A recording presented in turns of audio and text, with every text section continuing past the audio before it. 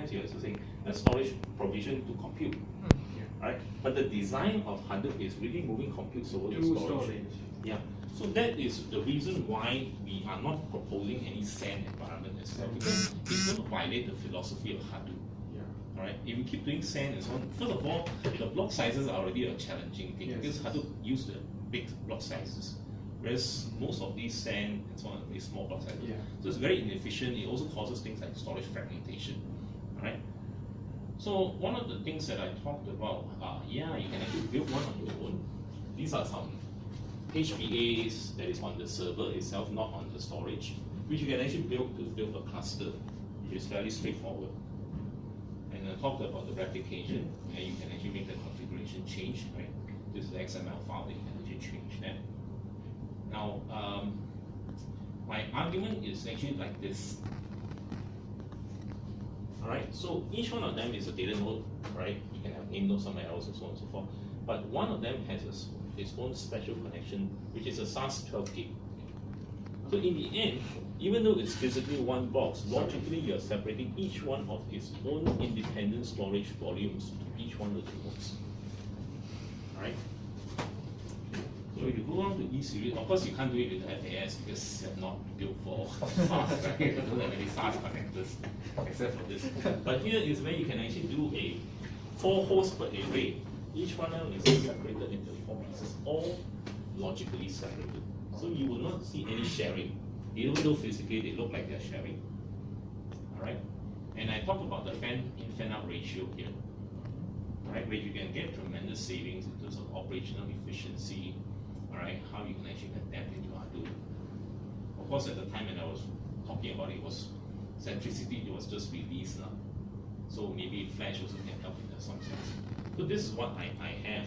Alright, but you want to go more in depth, I can actually send you the PDF of the NetApp Cloudera reference architecture, right, which is quite similar. I actually borrow some of the things from there as well. Alright, but I just put in my own analysis of the whole thing. So so that's what it is. Okay. Thank you very much. Yeah, no problem. So I mean, those are the things that you can look at. I would actually like to maybe spend some time for you guys to fine-tune this, as you build towards it, especially from even the application side. If you have selected Java, or using Python or R, or even Scala if you want, right? I mean, the top 5 languages is Java, Scala, Python, SQL, right, and R. Yeah, those are the 5 of them. So depending on which one you choose. But again, there are so many different pre-built packages or as part of the ecosystem. Alright, if you're using Hive, if you still want to use MapReduce, please go ahead. You want to do scripting for Pig Latin, also please go ahead. But those are going away. The Spark is becoming the engine of choice. So how about the Apache Kafka? Kafka? Yeah. I'm not too sure yet. There's so many things that is either a top level project in Apache or non-top level. Kafka is actually reaching there already. Alright, so it's all very hard to say. If you're talking about this, then there is Storm. Right? Apache Spark is eventually being challenged by Apache Spark Storm. Right? And then there's Heron. There is, I also cannot keep up anymore. There's so many, right? Because you see, each one of them, first when Spark came out, it was actually to replace MapReduce. Because MapReduce is not very good in terms of streaming in real time, right? And Spark is in memory, is able to do streaming and so on and so on. Then Spark, I think, primarily focused on that. Correct. And then Spark branched out into Spark and Spark Stream. And then eventually there's another project they called Storm that's going to challenge the Spark Stream. Alright? And there's so many that's going out there today. So right now we do not know which one are you going to bet on. Because who knows, if you bet on one and all of a sudden the developers decide to leave and go to another project, right? You got a challenge there as well. So we are not very sure. Now if you guys are very into Spark, Cloudera Hortonworks, it is evolving. The company that created, or at least the team that created Spark, actually created a company called Databricks. Have you guys looked at Databricks? There are a lot of very strong performance coming out of it.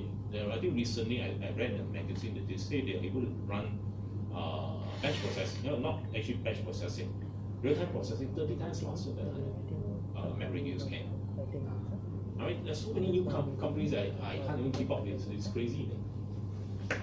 But this is something that you can focus on because it becomes your model. So whenever you have something like you bring in Kafka, where does it fit in? Do you want to use Kafka? All right, or you want to use Drill? Do you want to go further down into, let's say, analyzing the thing?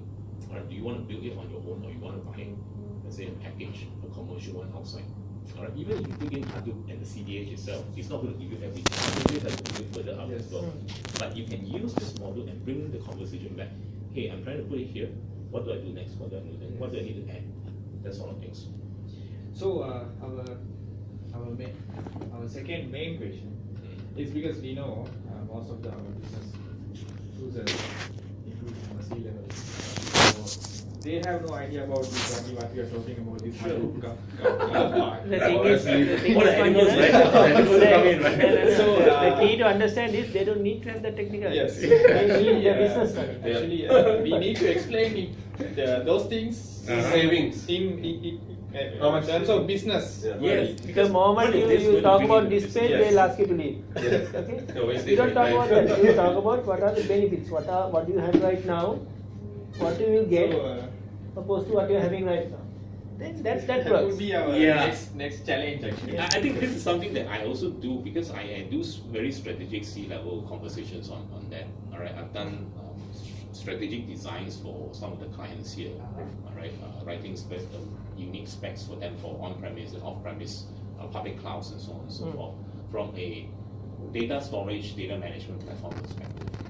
All right, and I'm in the midst of writing one for analytics, but because it's so fluid, it is never going to get done. The whole challenges. Okay, that's the thing. So then, in Malaysia, so then how about the Hadoop market or whatever? Is- Hadoop users? Basically? I always call it a wild, wild west. You know, if you go back to the gold rush in the western side of California, everybody just have their own rules, and sometimes people also start to thinking their own concept. Even the vendors themselves also cannot pitch a proper understanding of how the big picture comes in, and you start drilling down into things. I'm also in the midst of doing that myself, but I think I'm using this as my model of conversation all the time. All right, and I do actually get involved in a lot of big data stuff. All right, I'm actually part of the founding team of the Big Data Malaysia community here. About 4 years already now. I'm also a masters. Sorry. Masters. Yeah, they do. I mean, This This guy is doing the master. where in APU? debut. Oh, good. You know Hema? Yeah, I know him. Hema is part of the team. Really? Yeah, so. Yeah, she's not in the founding team. But about 2 years ago, we wanted to actually set